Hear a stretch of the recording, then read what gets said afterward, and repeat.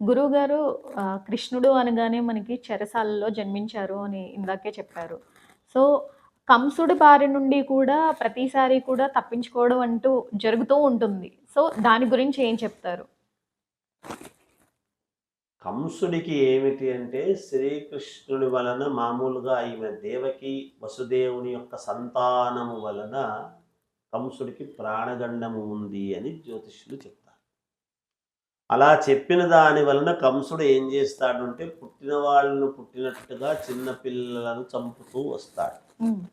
అలా చంపుతూ ఉండటంలో ఆంతర్యం ఏమిటి అంటే మామూలుగా ఒక చెరసాలలో పెట్టి ఆమె గర్భవతి అయింది అని అనంగానే మళ్ళీ ఎవరైనా ఏదైనా తీసుకువెళతారేమో అనేటువంటి భావనతో ప్రతిసారి కూడా అలాగే చేస్తూ ఉంటాడు. అష్టమ గర్భంలో పుట్టేటువంటి వాడు దైవాంశ సంభూతుడు మహానుభావుడు అనేటువంటి దాని వలన అందుకే కదా వెంటనే అక్కడ మాయారూపముతో ఉండేటువంటి శిశువును పెట్టి ఆయనను శ్రీకృష్ణుణ్ణి యమునా నది దాటించి మామూలుగా మన ఈమె దగ్గరికి పిలుచుకొని వస్తారు. ఎవరు? యశోద దగ్గరికి దించడానికి అని చెప్పి పెట్టి అక్కడికి పిలుచుకొని వచ్చి యశోద దగ్గర పెరగటానికి అని చూస్తారు.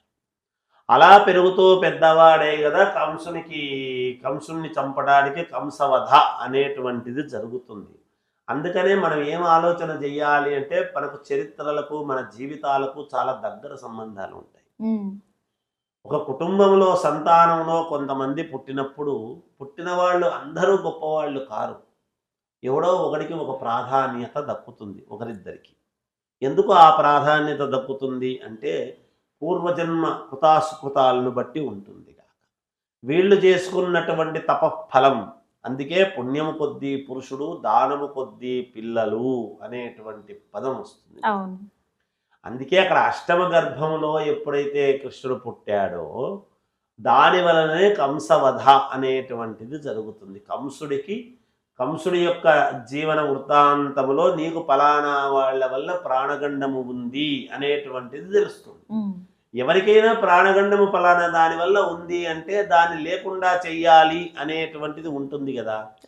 అలాగే అందువల్లనే అలా లేకుండా చెయ్యాలి అనేటువంటి భావనతో పుట్టిన వాళ్ళను పుట్టినట్టుగా పుట్టిన పురిట్లోనే చంపేసేటువంటి విధానం చేస్తారు. అదొక పాపమే అలా చేయటం. ఆ పాపాన్ని ఒడిగట్టుకున్నాడు కాబట్టే కదా పరమ పావన పుణ్యమూర్తి అయినటువంటి కృష్ణుడి యొక్క చేతిలో వధ జరగాలి అనేటువంటిది ఉంది. అందుకని ఎవరికి ఏమి సంగతి అనేటువంటిది ప్రతి వాళ్లకు దేవతలే అయినా కృష్ణుడు దేవుడు, మిగతా వాళ్ళు కంసుడు వీళ్ళందరూ దేవుళ్ళు ఏమి కాదు, దేవకి వసుదేవులేమి దేవుళ్ళు కాదు. కానీ దైవాంశ సంభూతుడు భగవంతుడు ఒక పుణ్య దంపతులను ఎటువంటి పాపము ఇవి చేయకుండా ఉండేటువంటి పుణ్య దంపతులు ఎవరి గర్భములో నేను పుట్టాలి అనేటువంటిది భగవంతుడు ఎంచుకుంటాడు. ఈనాడు పీఠాధిపతులు కదా భవిష్యత్తులో ఉత్తరాధికారులను ఎవరైతే బాగుంటారు అని ఎంచుకుంటుండేటువంటి కారణం దేనికి? ఎవడు నాకు తగినటువంటి శిష్యుడు నా గురుత్వాన్ని నా పాండిత్యాన్ని ముందుకు తీసుకువెళ్ళి యావత్ ప్రజానీకానికి పలానాయన శిష్యుడు అనేటువంటి పేరు రావాలి అంటే ఎవరికి నేను విద్య ధారపోయాలి, ఎవరికి నేను డబ్బులు ఇస్తున్నాను అంటే అపాత్రదానం ఎవరికి చేస్తున్నాను, నేను ఎవరికి ఉన్నతమైనటువంటి వాడికి ఆ అవసరము ఉన్నవాడికి ఇవ్వాలి డబ్బు, వాడు 10 సార్లు అనుకునేటువంటి వాడికి ఇవ్వాలి. అపాత్రదానం చేయరాదు, దాన్ని చాలా పరమ గొప్పగా ప్రీతిగా స్వీకరించేటువంటి వాడికే చేయాలి. ఏట్లో డబ్బులు వేసినా ఎంచి ఏమన్నారు, ఎందుకు నేను ఇంత చేశాను తెలియాలి అనేటువంటిది. ఇవన్నీ ఒకదానికి ఒకటి ఒక లింక్. అందుకని ఆ గర్భంలో ఎంచుకున్నాడు కృష్ణ భగవానుడు, నేను ఎవరి గర్భంలో వెళ్ళాలి. మరి దేవకేమి దేవత కాదు కదా, వసుదేవుడు దేవుడు కాదు కదా, మరి ఇద్దరూ దేవుళ్ళు కానప్పుడు దేవుడు పుట్టడంలో అంతర్యమేమిటి అంటే అందుకనే మనకు ఆది శంకరాచార్యుడు కూడా దేవుడు అయినాడు, ఆరాధ్య దైవం అయినాడు శంకరాచార్య భగవానుడు. శంకరాచార్యుడి యొక్క తల్లి అతని పుట్టుక వలన ఆమె గొప్పది. అందుకనే క్షేత్రము చాలా గొప్పదై ఉండాలి.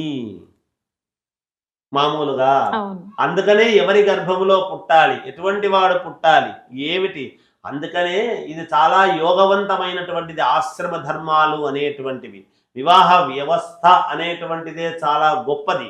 అదే భార్యాభర్తల యొక్క కలయిక వలన, వాళ్ళ వలన పుట్టేటువంటి సంతానము రేపు దేశానికి ఎటువంటి వాడు, ఇప్పుడు దేశ నాయకులందరూ కూడా అవుతున్నారు, మహామహా నాయకులంతా కూడా అవుతున్నారు అంటే వాళ్ళ యొక్క తల్లుల గొప్పతనం ఏమిటి, వాళ్ళు చేసినటువంటి పూజాఫలం ఏమిటి, వాళ్ళ తపస్సు ఏమిటి. అందువల్ల కదా ప్రతి వాళ్ళు కూడా నా కొడుకు గొప్పవాడు కావాలి, కృష్ణుడంతటి వాడు కావాలి అని కృష్ణుని వేషాలు వేసి కృష్ణుల్లాగా చూసుకునేటువంటి తాపత్రయం ఎందుకు వస్తుంది ప్రతి తల్లికి అంటే, రేపు భవిష్యత్తులో ధర్మాన్ని ఆచరించాలి, కృష్ణుడిలాగా న్యాయం వైపు ఉండాలి అనే, అంతేగాని 16,000 మంది గోపికలు ఉండాలి, అష్టభార్యలు ఉండాలి, సత్యభామ రుక్మిణి ఉండాలి అని కాదు దాని అర్థం. ఉమ్. మనము దాన్ని దాంట్లో ఉండే ఔన్నత్యాన్ని తీసుకోవాలి. ఆయన సందర్భానుసారంగా భగవంతుడు కాబట్టి భగవంతుడు అవసరము రీత్యా ఏమి చేయాలనో ఆయన చేసినాడు. అందరూ భగవంతుడు కాదు. అష్టమి నాడు పుట్టినటువంటి ప్రతివాడు కృష్ణుడు కాదు, అవును. అష్టమి నాడు పుట్టినటువంటి ప్రతివాళ్ళు గొప్పవాళ్ళు కాదు, ప్రతి అష్టమి కృష్ణాష్టమి కాదు. ఉమ్. అందుకనే శ్రావణ బహుళ అష్టమే కృష్ణాష్టమి. అంటే అందువల్ల స్పెసిఫిక్ గా మనకి అష్టమి అంటే గడియలో అవి తిథులు ఏమన్నా తేడా ఉంటాయి గురువు గారు? అదే కదమ్మా, మనకు ప్రతి అష్టమి అష్టమి వస్తుంది, ప్రతి మాసము అష్టమి వస్తుంది. అవును, అవును. బహుళాష్టమి శుద్ధాష్టమి 2 అష్టములు వస్తాయి. కానీ శ్రావణ బహుళ అష్టమే కృష్ణాష్టమి. శ్రావణ మాసము బహుళము అంటే పౌర్ణమి అయిన తర్వాత వచ్చేటువంటి అష్టమి బహుళాష్టమి. బహుళ అష్టమి కృష్ణాష్టమి. ఆ కృష్ణాష్టమి నాడే కృష్ణుడు పుట్టాడు అని సంవత్సరానికి ఒక్కసారి. అందువలన అలా కంసుడి యొక్క వ్యవహారము తల్లి, అందువలననే ఆ గర్భము చేత అంగ రాక్షసులను చంపటము, చిన్నపాలే పిల్లవాడే అయినా ఏదో పిల్లవాడిని ఎత్తుకొని ఏదో పాలివ్వాలి అని ఇస్తే రాక్షసుని కనుక్కొని ఆయన అవును. చిన్నతనములోనే చంపేయటం అనేటువంటిది అనేక రకాల లీలలను చూపిస్తున్నాడు. ఆయన అవును. భగవంతుడు కాబట్టి ఆ లీలలను చూపిస్తూ వచ్చాడు. అవును. అందువల్ల ఆ యొక్క ఇది తల్లి, అందుకే ఆ కృష్ణుడి వల్ల ఇబ్బంది అనేటువంటిది జరుగుతూ వచ్చింది.